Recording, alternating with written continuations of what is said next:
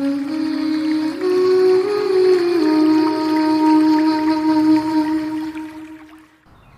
టోపీలు అమ్ముకునే అతను టోపీలు అమ్ముకుంటూ తన జీవితాన్ని గడుపుతూ ఉన్నాడు. అతను అన్ని ఊళ్ళు తిరుగుతూ అన్ని చోట్లకి వెళ్ళి టోపీలు అమ్ముతూ ఉండేవాడు. ఒకరోజు అలాగే వ్యాపార పరంగా ప్రయాణం చేస్తుంటే అలసట అనిపించింది.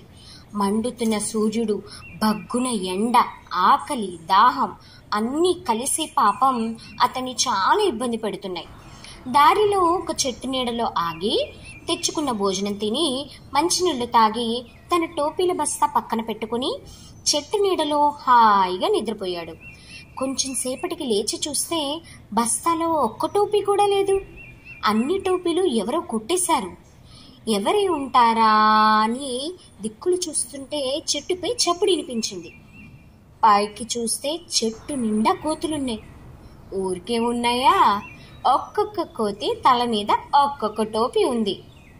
ఓహో, ఇదా సంగతి అని టోపీలు అమ్ముకునే అతను, నా టోపీలు నాకు తిరిగి ఇచ్చేయండి అని కోతులతో అన్నాడు.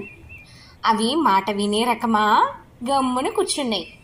కోపంగా అతను అరిచాడు. అవి తిరిగి అరిచి చప్పట్లు కొట్టాడు. అవి కొట్టే.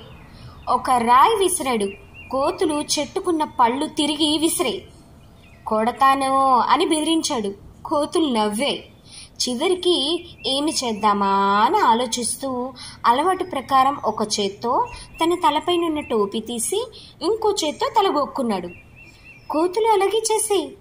తప్పని ఐడియా వచ్చింది. తన చేతిలో ఉన్న టోపీ నేల మీదకి విసిరేశాడు.